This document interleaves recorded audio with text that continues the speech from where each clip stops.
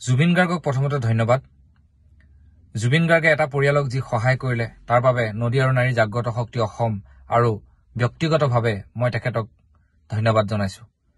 আজি আমাৰ এগৰাকী সদস্য মৰিগাঁও জিলাৰ সম্পাদিকা নদী আৰু নাৰী জাগ্ৰত শক্তি অসমৰ, তেখেত যোৱাকালি নেম কেয়াৰত ভৰ্তি হৈছিল আৰু আজি ৰাতিপুৱা 5 বজাত তেখেত আমাৰ মাজৰ পৰা বিদায় ললে। খুব সাহসী আছিল তাই। মই তাৰ পৰা আহিয়েই আপোনালোকক এই কথাটো জনাব বিচাৰিছো, কাৰণ কিছুমান কথা ক'বও লাগে যে গীতাৰ পৰিয়ালে ঘপককৈ বহুকেইটা পইচা দিবলগীয়া হৈছে হস্পিটেলত, ঘপককৈ দিব পৰা নাছিল, কাৰণ যিমান ধনী মানুহ হলেও ঘপকৈ পইচা নাথাকে হাতত। কিন্তু আমি জুবিন গাৰ্গৰ লগত আমি সম্পৰ্ক স্থাপন কৰিছিলো। আমাৰ উপমুখ্য সচিব বুবু অসমে তেওঁলৈ মেছেজ কৰিছিলে যোৱাকালিয়ে। তেওঁ কথাটো গুৰুত্বভাৱে লৈ পেলাই তেওঁ হস্পিটেল কৰ্তৃপক্ষক ফোন কৰি এটা সৰু এমাউণ্ট দি আমি আজি গীতাৰ নচ্চৰ দেহ আমি উলিয়াই আনিবলৈ সক্ষম হৈছো। পৰৱৰ্তী সময়ত তেখেতৰ পৰিয়ালে পুনৰ জুবিন গাৰ্গক মই কৈছো যে আপোনালোকে জুবিন গাৰ্গক এইখিনি পইচা ঘূৰাই দিব, যাতে জুবিন গাৰ্গে অন্য এটা দুখীয়া পৰিয়ালক সহায় কৰিব পাৰে। কাৰণ জুবিন গাৰ্গক তেখেতসকলে দিব পাৰিব, কাৰণ বৰ্তমান সময়তহে তেওঁলোকৰ অকণমান পইচাৰ টনাটনি হৈছে। কাৰণ গীতাক বহুত চিকিৎসা কৰিছে তেওঁৰ স্বামীয়ে, বহু কষ্ট কৰিছে, বাহিৰলৈ নিছে, কিবা হৈছে। যদিও আৰ্থিকভাৱে সচ্ছল এটা পৰিয়াল, তেওঁলোকৰ এতিয়া বৰ্তমান সময়ত তেওঁ বৰ আৰ্থিকভাৱে টনকিয়াল হৈ থকা নাই। মই জুবিন গাৰ্গক পুনৰবাৰ ধন্যবাদ দিছো। আপোনাক ভগৱানে কুশলে ৰাখক। আপোনাৰ অন্তৰখন বুজি পাবলৈ বহুত কঠিন, বহুত মানুহে বুজি নাপায়। আপুনি যে এজন সহজ সৰল অন্তৰৰ মানুহ, যি মোৰ চকুৰ আগত আজিলৈকে আপুনি বহুতক সহায় কৰিছে। সেই জুবিন গাৰ্গ ডাঙৰীয়া, আপুনি এনেকৈ সদায় মানুহক সহায় কৰি যাওক।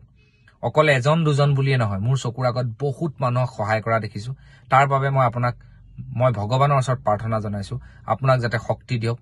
আপোনাৰ কিছু কথাই আমাক কেতিয়াবা দুখ দিয়ে যদিও আমি সেই কথাবোৰ কি পৰিস্থিতিত জুবিন গাৰ্গে কৈছে সেইখিনিও আমি চাব লাগিব।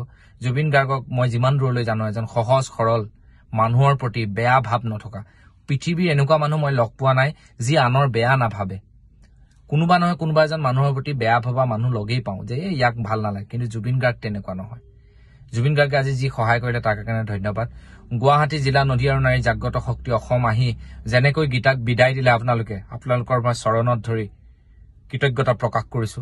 প্ৰত্যেকজন নদী আৰু নাৰী জাগ্ৰত শক্তি অসমে ৰাতিপুৱা 5টা বজাৰ পৰা যি খবৰ খাতি ললে তাৰ বাবে মই আপোনালোকৰ চৰণত ধৰি মই কৃতজ্ঞতা প্ৰকাশ কৰিছো। এনেকৈ সদায় বিপদৰ সময়ত ইগৰাকী সিগৰাকীৰ লগত সাহস হৈ থিয় দিব।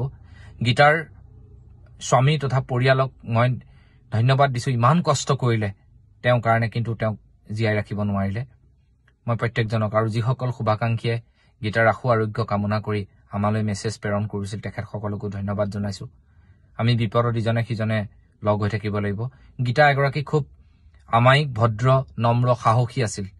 জিলা সম্পাদিকা আছিল, কষ্ট কৰিছিল এই সংগঠনৰ কাৰণে, নাৰী সমাজক এটা ৰূপ দিবৰ কাৰণে, ভাল ৰূপ দিবৰ কাৰণে, আগুৱাই নিবৰ কাৰণে তেওঁ চেষ্টা কৰিছিল।